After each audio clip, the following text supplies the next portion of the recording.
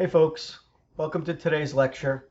Today we're going to talk about industry research and looking at the job and keyword list. So a little bit about where we are now. Initially you came in and we're going to go through a process here. A process that I've gone through with students in your same position for over 15 years now at St. John's. And we've got a lot of people who have gotten jobs from this process, and we're doing research on this, trying to really figure out how to make this the right thing to do, because you're going to get a lot of information. You get information from different articles, from friends, from possibly the Career Center, from other mentors.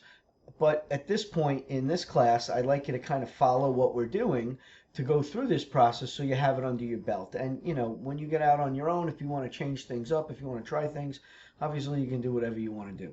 But you want to go through this process because I know it works, because we have the success from students. And, we've looked at some of the things that are engaged in information technology and how ATS, an applicant tracking system, is going to pick you out of a group. So the chances of a human being looking at your resume initially, unless it's a very small company, is pretty much nil. It's going to go through a database, and the database is going to look for keyword phrases that match what are on your resume, and it's as simple as that. Now, where do those keywords come from? Those keywords are going to come from an ad that's created by a hiring manager. So here's kind of how it works. A manager would need somebody. They need somebody to fill a position. We'll say, for argument's sake, a public relations specialist position. They need to get this person in because Sally quit, and now they need to hire somebody to get into Sally's position as a public relations specialist. So what they do is they go to their manager and they get an okay to get what's called a line. And a line is a line item in a budget. And a line item in a budget is a human being, or it could be an asset. It could be something that we need. It could be paper clips, or it could be copy paper, it could be computers, or it could be people. And these are all things that we have to pay for in a business that we then have to figure out in a budget. So what happens is we get a line, and that line is for public relations specialist, and now the hiring manager writes up an ad. Now, the hiring manager is the person that is working in the department that's hiring. So that might be the VP of public relations, or it might be the director of communications. The person could have a host of different titles. So this public relations specialist that they're looking for now, an ad has to be written up that's going to describe the job, and that's the job description. And the hiring manager writes this up, and then they send it to the human resources department, who is also a hiring manager. They're taking care of the hiring on the HR side, and then the manager in the department typically would take over after this person is vetted from HR, and then the hiring manager would move from there, and there might be various levels of an interview. So, and you probably know this because you've gone through interviews yourself. It's a little bit different for an internship. An internship and a job are two different things. Internships, are interviewed by people who possibly could just be this, line staff or something to that nature. But when they're hiring people that are specialists, or people that are managers or assistant managers, coordinators, they're typically hired by people that are in the management role and then in the upper management role. So this goes in, and it's a job description, and it goes to the HR office. And where do you think the first place the HR office places this ad? Think about it.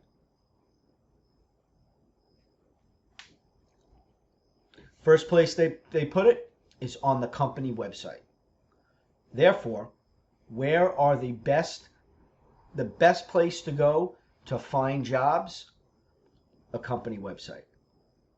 Rather than using aggregate sites like Monster or Indeed, you want to use the company website. Now, you may see a job on one of those sites. You may even see a job on LinkedIn, which is very good. You could apply on LinkedIn sometimes, but you'd rather apply through the company website.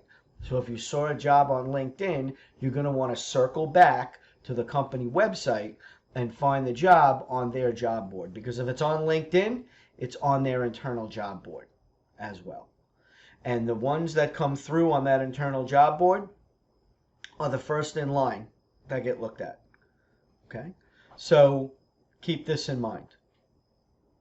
Now, once this job goes through, it is going to then get put up by the HR manager, typically in some sort of ATS, applicant tracking system. And an applicant tracking system is software that is used to filter through applications. So imagine this. You want to place a job description. You take that job description, you copy it, you paste it, and you put it into a box in a database program, this applicant tracking system, and then you add in keywords. Those keywords could be skills, they could be software, they could be project types. So these are the things that we want to make sure we research and put into our resume and our cover letter. Okay? So once they do this, now when you apply, your document, your Word document typically, and they usually want a Word document or a PDF because both of those are scannable, is going to get scanned, and then it's going to get a match percentage. That match percentage is the basis of how high up you are in the set of candidates. So maybe there's 10 candidates, and now you're going to be ranked. So you might get 90%, 50%, 40%. How do I know this? I'm on the hiring committee at St. John's, so we look at applications that way, and we get the same information. We get a ranking. Okay? Companies are using this because there are so many people that apply for jobs that aren't, they're not qualified, they don't fit the profile, they don't have the skills, they don't have the experience, they don't have the keywords. So immediately they get dropped. Immediately. Not even considered. That's the, don't call us, we'll call you. And they'll never get a call back. So if you've ever sent out resumes, or you know people that sent out 100 resumes, they got no response, one of the reasons is the resume possibly isn't formatted correctly, and it does not have keywords and what is known as parallel language. Parallel language is language that's used in the job descriptions and in these other areas that we find in the job description. Okay, so that parallel language is something that we want to match to. So what's very important in this process is that you match parallel language as you see it in the job description. And it's known as keyword packing. Now, we can't overdo it because that might turn a hiring manager off if it looks too staged, if it looks like it's cut and paste right out of the description. But we want to weave in those words, those phrases, and we want to speak as people do in that industry about the skills and the types of projects that they're looking for. So this is important. The number one reason people do not get a call back for an interview is because they just do not fit the profile as the right person for the job, meaning that they're applying for the job they're not, they shouldn't even be applying for. They're not even in the conversation. So we're going to talk about that, and you're going to be able to apply for these jobs, and what you want to make sure of is that you are doing the research before you actually apply for the job, and you know a little bit about not only the company, but more importantly, the job description and how you are going to communicate that you understand the job and that you have the skills and the experience to be able to work in that job and be successful. So it's basically a game. You're going to be playing a game, and the game is to try to get an interview. The resume and the cover letter only get you the interview. They don't get you the job. The interview is the vehicle that allows you to show the portfolio, which gets you the job. And why is the portfolio important? It sets you apart from everybody else, and it shows evidence of experience and skills, which is the number one way that a hiring manager can justify hiring you. So this becomes critical in understanding how to apply for jobs. And it's, rather than doing quantity, I believe in quality. I believe in sending out a fewer applications, and the key is sending them out to companies that you want to work for, in industries that you're interested in, and you want to have some sort of subject matter knowledge in those industries, hopefully. And if you don't have that, then you want to kind of show that you're getting it, and we'll talk all about that. But one of the first steps here is to kind of figure out what is going to make you happy, and we've gone through that. So you've thought about things kind of on an organic or global level. You haven't really narrowed it down. You haven't narrowed down salaries. You haven't narrowed down hours or commute time or achievement levels or growth, benefits, all of the elements that go into the job. So what we're going to do now is we're going to do a little industry research. So when you look for a job, you're not going to be looking for a job on LinkedIn. You're not going to be looking on Indeed. You're not going to be looking on Monster. You're going to be looking for websites of companies in industries that you're interested in. So the first thing you're going to do is you're going to figure out what industry you're interested in. Okay? So what are industries? Industries are big. Industries are big. And inside industries are jobs, occupations, as they're called formally by the government. But we just call them jobs. And a series of jobs linked together with projects done equals a career. And we want to have happiness throughout that career.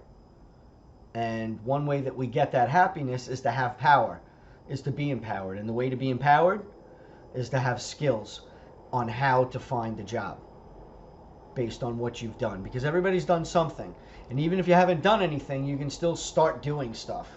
That's a big part of what we're going to do in class. If you might come to me and say, I really want to do media relations as a public relations specialist. However, I haven't, written any press releases for my portfolio. So what am I going to do? I'm going to assign you a press release. I'm going to ask you to write a press release. I can give you a topic, and then I can look at it as if you were in my class, in the public relations writing class, which I've taught many times. Okay, so think about it. Or it's an ad maybe. Maybe you need different ad types, or you need a brochure or something because you're an advertising student who's looking to go into creative and be a designer in some way.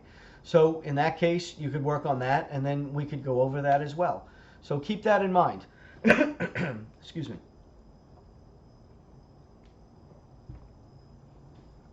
So here's what we're going to do. We're going to look at a website called BLS.gov.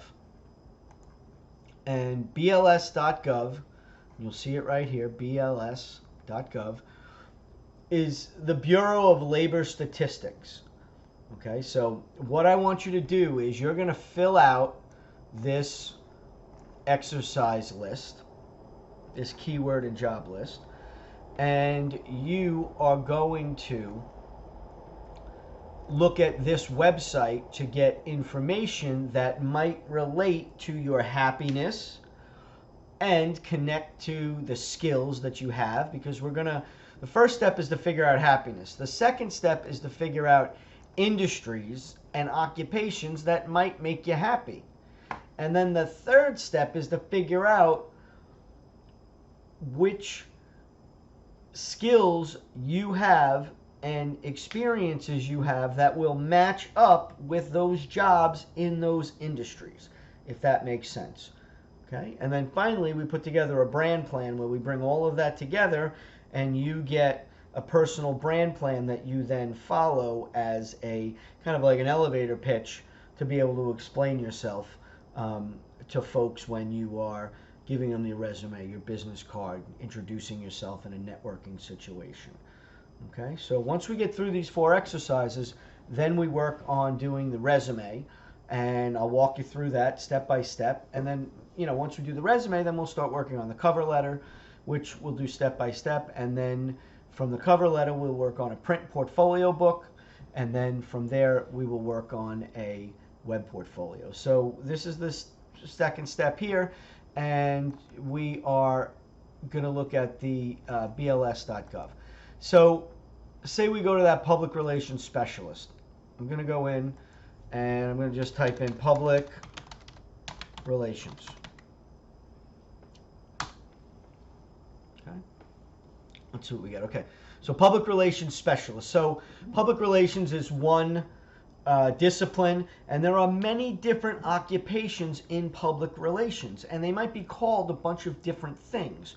So it might be a public relations specialist. It might be a fundraising manager, as you see here. It might be in media and communication. So what you have to remember is that we have to think about the different positions that go into this. So I'm just going to pull this up here, and let's just talk about the different positions that you could have. So this is going from the bottom down, okay? What's the bottom rung of the career ladder? That would be the volunteer, okay? And we'll make this a little bigger so we could see. Okay. So we got volunteer.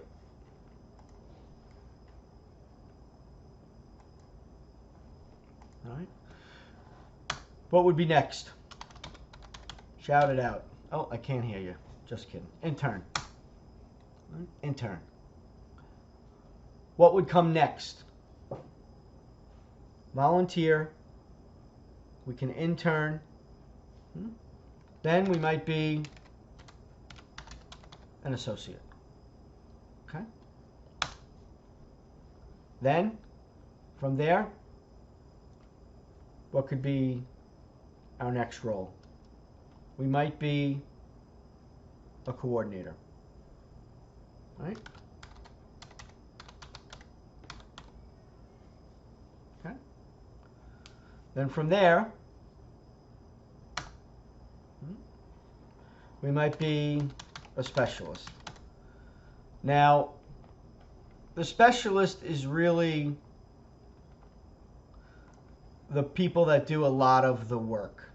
These are the people right in the middle of range, and they might not be called specialists in other areas, but it's pretty common specialist. I've had the title of specialist, instructional design specialist, curriculum development specialist. I've worked as a public relations specialist. I was the public relations manager, and we'll get to that. So we've got the associate, we've got the coordinator, and we have the specialist. Now, depending on where you work, specialist might come after this, and then coordinator might be here because it might be the stepping stone to the next level, which would be assistant manager. Now, coordinator could also be supervisor. Okay? Now, that could be in a different place depending on what level they're at. So we have our assistant manager.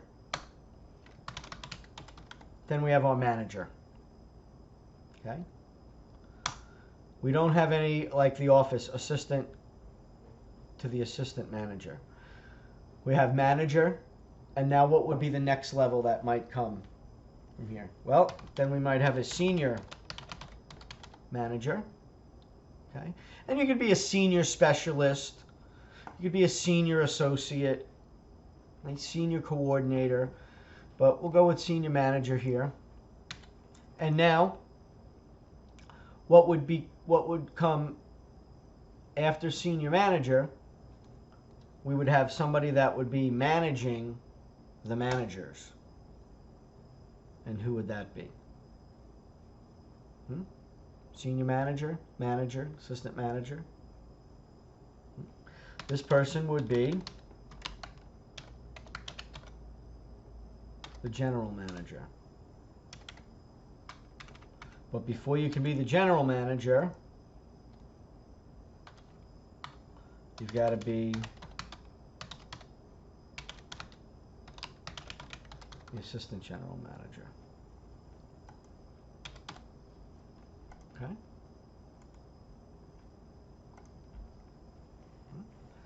So once you get up to here, okay, once you get up to here, all right, you actually have some roles in the middle, which I forgot. My bad. This is just like class. I might have to erase it and write it back in. We would have the assistant director.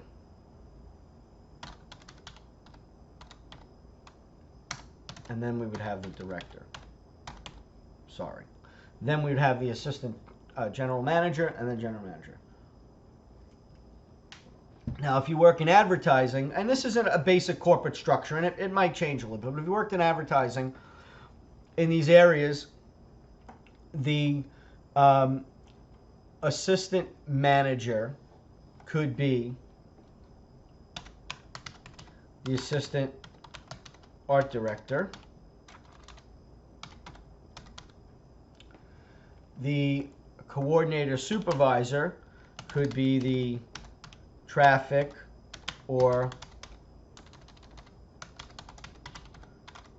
production manager. And we'll talk about, this is a basic corporate structure. Your specialist could be your designer.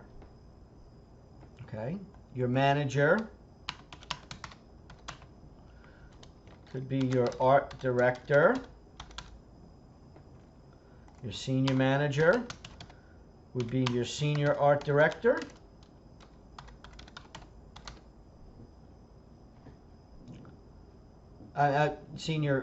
Manager, art director, assistant director. These people are going to be the creative director, assistant,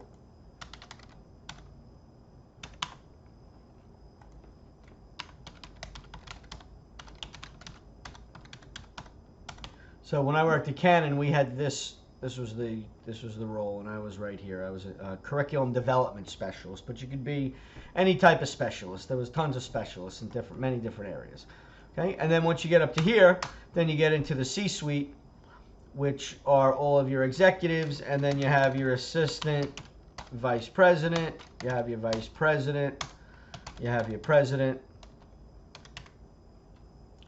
you might have your CEO, okay.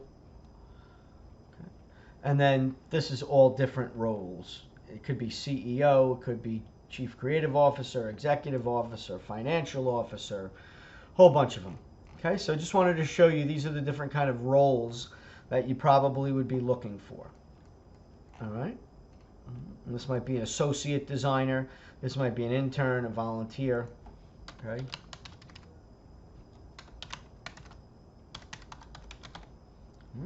So what we want to do is we don't want to work over here. We want to work somewhere in this range. We want to start moving in this direction. Okay? All right. Now, you could get an associate job, absolutely, but we do not want to be a volunteer, and we don't want to be an intern when we graduate. When we're in school, that's fine, but you're qualified for these jobs now, so this is what we're going for. Okay? So we go into the public relations specialist, and I'm just going to show you this, and then you're going to do this on your own, and let me zoom in on this. All right, so first thing is we're going to look at the summary, all right, the quick facts, and we'll do advertising in a second. And again, in this course, you don't necessarily have to do public relations specialist or advertising. Whatever job you want to look up, whatever occupation you want to look up, you can, and we can talk about that. We can talk about that on what you're gonna try to go for. So, what you notice here is median salaries. So remember I told you you kind of take the annual and you cut it in half and you get the approximate per hour. So 61K, it's about 29 and change now, $30 an hour. All right, it's off by a little, like a tidbit, but it's close. All right, so you can use that. Now, what's the job outlook? Well, it's growing faster than average. Okay, what do? They create and maintain images for organizations. We know all this if we're doing it. Annual pay. Now, a couple things that's really cool in this little data piece. There are people that are PhDs that work on this for the government, and they compile all this information from companies, and they put it together, and they put it on this website, and it's just a ton of great information for you to use.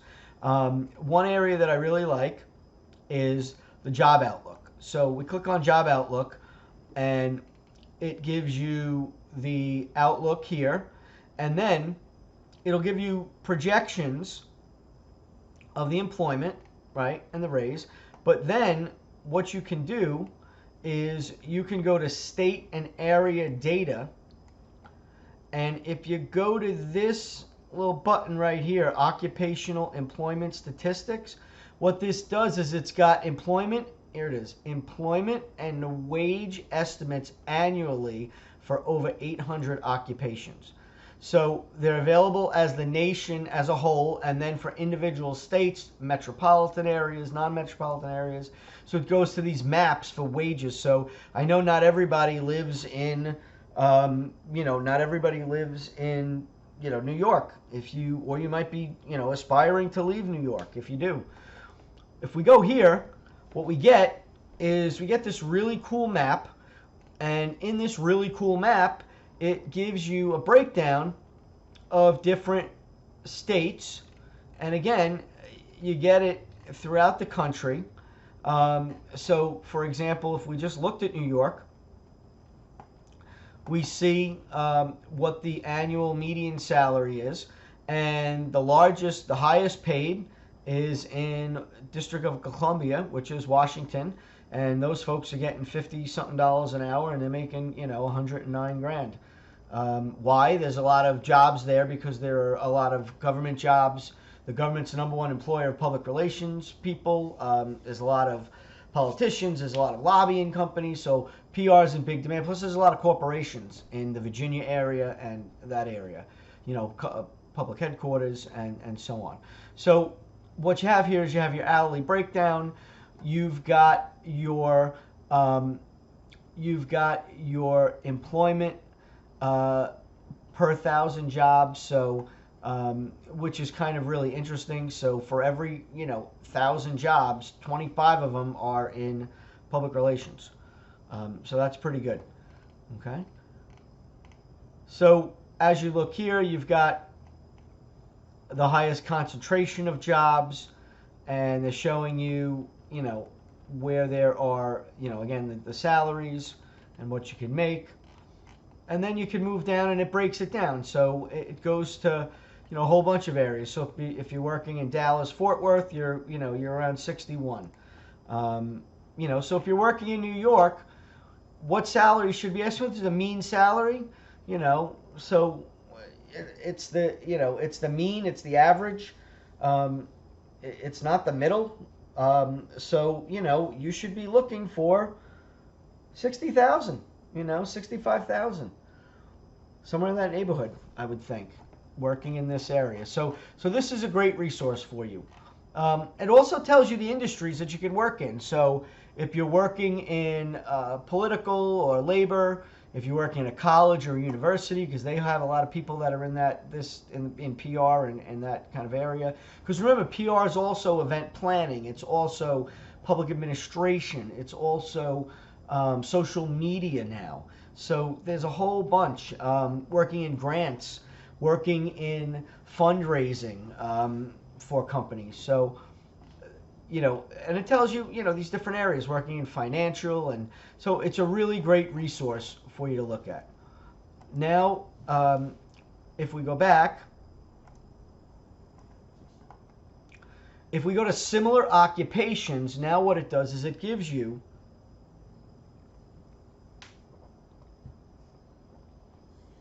it's going to give you similar occupations that connect with having a public relations degree and public relations skills. So right off the bat, advertising sales, advertising, promotions, and marketing. Marketing managers make a ton of money, 135K. They're making some good money. And with public relations skills and advertising skills, you can do that. Meeting planners, multimedia design, that's what I did. I did a lot of that.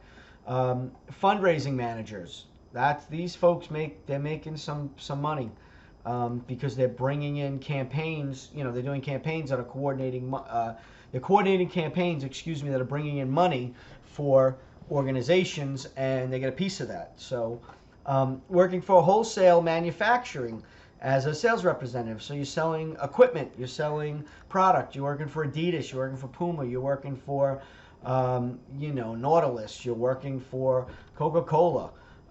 Writers and authors, if you're working in publishing, if you're working in any of those areas where there's content created, maybe you're working in publishing in the financial industry, where you're working for McGraw-Hill, for example, that's publishing financial textbooks, or you're working for Standard & Poor's, that's publishing financial research. They need PR people that are going to be doing this, that have good writing skills. So you can see these, kind of interesting. So you get a kind of a sense of what you can do here.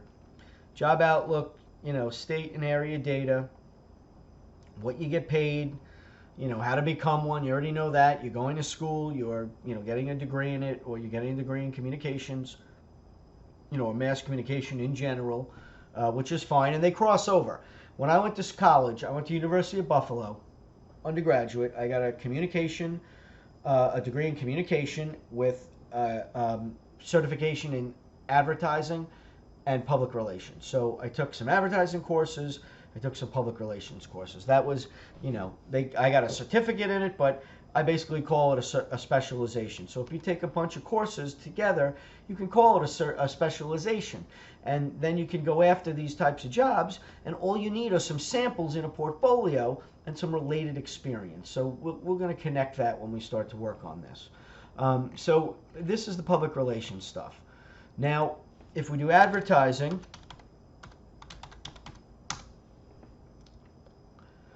we get advertising, promotion, marketing managers, we get sales agents, we get graphic designers, we get art directors. So I know that we have folks that are maybe advertising creative, so we'll go to art directors. Now, art directors, what kind of work experience in a related occupation? They're looking for about 5 years. Are you doing something similar? And you can show 4 years experience. We'll show you how to do that. So you work as a graphic designer, an illustrator, maybe you're a copy editor, maybe you're a photographer, or you work in another art and design occupation. Maybe you're designing merchandising, maybe you're doing sales promotion. You're setting up displays, you're setting up a window display, you're setting up a display for, a retail store, or a display for an online shoot, or for a social campaign. So there's a lot right here, and the median wage was $94,000. So there's definitely some coin involved in this too. Okay, so if you work in freelance, you want to make at least, $50 an hour, $45 to $50 an hour. All right. So job outlook, though, however, it is saturated. There's a decline now. Why? A lot of people are doing this stuff on their own. A lot of people are using Shopify to make their website, or they're using, Canva to do design work rather than hiring somebody who's going to use Photoshop and do it in a different way. So that's probably one of the reasons. And And they're also saying here that traditional print publications are losing ground. Employment is projected to decrease. So print is still alive and well. All you have to do is go to Amazon to see that. But books that go to print also go to online. So publishing is very strong, and every company has to publish information in some way. So we still need people to design that information. So I'm not buying this too much. So don't worry about that decline. And again, they're going by numbers that are reported by companies in these areas. Okay, so let's scoot along and let's look at some of the quick state and area data.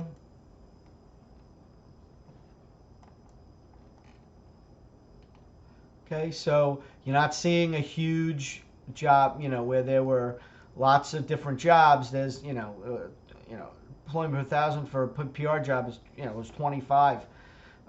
You see that so that makes it highly competitive, but you see what the salaries are. There's really some money, to be made as an art director or an assistant art director. Again, you're not going to make 134 getting out, but you might be making 75 for sure. As an assistant. So again, portfolio, work experience, and again, you have to build yourself up. But I would be looking, if I was you, working as an art director, an assistant art director, for around $65,000 to $70,000 minimum, depending on the company. Okay. So here's where they're working. They're working in agencies. They're working in motion pictures, in publishing, in specialized design services. So if you click on these, which is kind of cool. You see some of these, listed here. So sales occupations would be specialized design, administrative support, farming and forestry occupations. And you can click on any of these production occupations, architects, legal, instructional, we'll do educational. So these are all different jobs that you can look at and you can see. And again, this is the same thing for the public relations. These are all jobs that you can look at, human resources, which many of you can get into from public relations or advertising jobs. Working in industrial production management, working in, managing a factory. Training and development, my area, which is, moving quickly. Training and development is, it's a, it's a great area. Training and development.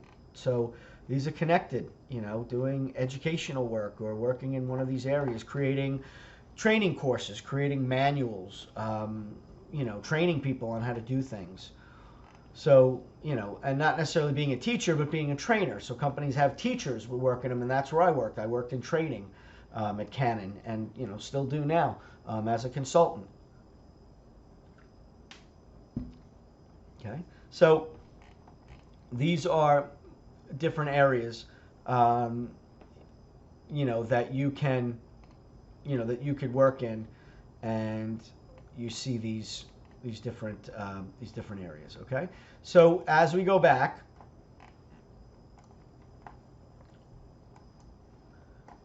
so I want you to tool around in here. I want you to go around. I want you to check it out, and then you can hit similar occupations to this. So now you have industrial designers, and some of them will overlap with public relations, as you see. So writers and authors are needed in both advertising and public relations. Photographers are needed in both of those. Multimedia designers, people to do PowerPoints, people to do presentations, people to do short web content. Social media is not even really in here. That really goes under kind of a combination of multimedia artists, photographers, and writers and authors and graphic designers. So you have a lot of things that you can look into. So what I want you to do is I want you to go into these areas, and then what you're going to do is, once you see what you're interested in, then you're actually going to have to do this sheet where you're going to type in an industry name, so public relations, for example, and then job names of what the jobs would be. And again, if I just clicked on public relations specialist here, and we go to similar occupations, okay, and we say clicked on this, now what we have is we have a whole bunch of similar occupations, Again, I want to go back to this other area, state and area data. So when you click on, you're going to want to look in here. And then you can also click in these industries, and now they will give you the jobs in those industries.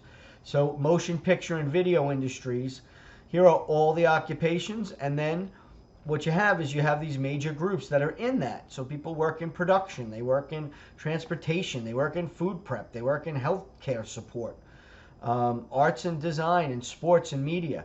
So set designers, archivists, a lot of people who work in libraries and media specialists. I have a degree in information science, so I have a library science degree as a PhD, but I teach media and communication.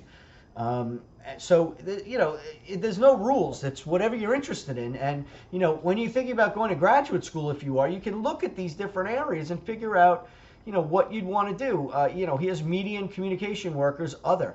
So this is all just media and communications right here. So, if we look, we can see, national estimates. We can see what the wages are. Okay, I don't know what drinking places are. I don't know what that means. Maybe, I don't know, highest employment. Oh, working at like a nightclub or something like that. Maybe you're a comedian. Maybe you're a performer of some sort. But they count that. They're counting that. Are you going to make a lot of money as a nightclub performer? Probably not that much. Okay. So, but this is, it's not about the money. It's about the happiness, as we talked about. So now that you see this, we've got something to look at. And then what you're going to do is you're going to extract information from here on happiness. You're going to read up. It's going to tell you kind of what you do and if it's got long hours and what kind of money you can think of. And then you're actually going to look for jobs in a company. So, for example, public relations, we're going to pick an industry.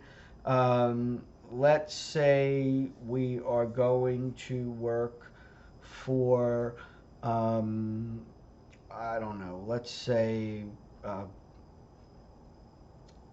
going to pick a company. I'm going to say IBM. So IBM,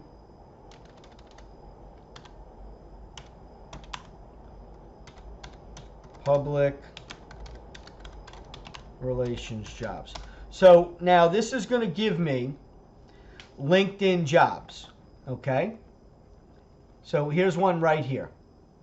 So what I can do is, sure, I could look at Glassdoor and I could look at all these, but where I really want to go is I want to go to this page right here, IBM careers. So now you can look at all the marketing careers, and we know that it's connected. Now, IBM is going to put this job out on ZipRecruiter. It's going to put this job out on their website. It's going to put it on Glassdoor. They're going to put it on LinkedIn. They're going to be out there. So, sure, can you click here and you can look at it? So, let's look at it. We're just going to take a quick look. Okay? So, over a month ago, we look and we see yada, yada, yada, your roles and responsibilities. Okay? Now, we're going to try to pull information out of here. And we're going to take that information and we're going to put it in this keyword area. Okay? So, responsibilities. Okay? Professional expertise. All right? There's something right here. Synthesize challenges. So I could copy that and I'll paste this. And the industry is PR for technology. So you want to know what you're doing. You're in public relations, but you're in technology. You're not in PR strictly, because then you'd be working just at a PR agency. You're working in corporate, technology, PR. Okay? So let's go back over here. All right? I'm doing this one to show you. Now, they're looking for 8 years in media relations or similar experience. Now, this probably is a little much for you because you don't have 8 years. You've got 3 to 4 years, and that is internships and class projects. Now, experience equates to projects that you can show. Can you do what they're looking for? That's the key. And this is what we're looking to do. So, just as an example, media placement. Okay. Looking for monitoring and measuring share of voice media campaigns. So if you've done any media relations where you've kept a spreadsheet of media placements or clippings, this would be an example of how that would connect. Okay. Identify, execute highly visible executive speaking opportunities. So you're going to do research to find opportunities for these folks. So you might have done that. So you want to make a connection, and then you want to take those things, pop them in here. What was the job? It was communication and media leader. So again, a little bit senior for you, maybe your next job. And again, you can copy and paste it in here. And then I'm just going to go in, I'm just going to 12 this out and unbold it. Okay. All right. And if you need to, you can open this up. So this now, I would want to add in more. I'd probably get 2 or 3 different pieces, develop written storytelling content, including pitches, blogs, boom. Here we go. These are things that are tangible. You want to look for the hard skills. You want to look for hard skills that you can translate and show in your portfolio. So what's going to happen is you're going to get an interview and they're going to say, hey, can you tell me a little bit about, your written storytelling? And you're going to say, as a matter of fact, I can. Here are examples of social posts that I did in a mock social campaign that I did in my PR campaigns class, or that I did in an internship at a certain company. Okay, so I'm going to just copy this. I'm going to shoot over here, and I'm showing you now how to do this. And then I'm going to paste it. I'll open this up. So when you hand this in to me on Blackboard, and you're going to be able to do this soon, you're going to put in this material. Okay, but I want you to really do the work and go through. And then you're going to be able to go to the IBM website, and you're going to find this. You're not going to apply on LinkedIn. You're going to go to the website for IBM, and you're going to find this job. Okay, so I'm going to just go IBM.com. Now, this is sometimes a challenge, finding where the job is. Because the website is catered to the customer, not to the job seeker. So in many cases, what we have to do is we've got to scroll all the way down. And now we are going to find where it says information about careers. This is it. Okay. So you can just paste that job title right in here. Oh, that wasn't it. It was this. And now, once we pop right in here, we're going to search.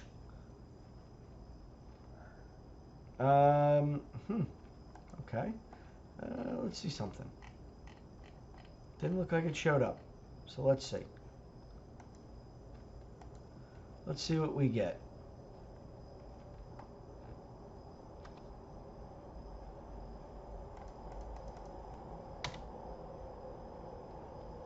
All right.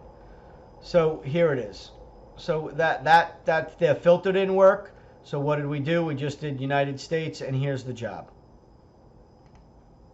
Okay. Right. And you see a couple of different, here's an intern, here's a managing editor for a content hub. And as we click in here, again, we see the same information, but as we go down, this is where we want to apply. Okay, and you notice, if you can just look right here, right at the bottom, I'm going to hold this. See what it says? It says applytracking.com. So apply tracking is where this is going to go. It's going to go through a process of your information going through filters for keywords. Okay, so this is important that you understand this. So what I want you to do for this exercise is you're going to fill out this page, and you're going to then submit it. I'm going to be putting it up. You don't have to get it done immediately, but because it might change, but you want to put in here at least 2 or 3 jobs, and you want to have a few bullets. Excuse me, this would go over here. and then you'd want to have a few bullets down here, because then we're going to try to pull some of this information and get it as close as we can when we start to do the resume. All right, so this is what you need to do. You're going to use this as a little blueprint, and again, you're going to look at BLS.gov, and you're going to get information on the different jobs, and again, the industry name and the job name might be a little different, but this is going to be a general title that is going to be used in as for they're calling it an occupation, but it might have a different name in the company. So, you know, this one is a media relations leader. There's no media relations leader in BLS, so you have to just remember that you're going to have to adapt a little bit. Okay? So, this is going to end this video, and I look forward to the next video when we're going to now bring this together and connect it with happiness. Thank you.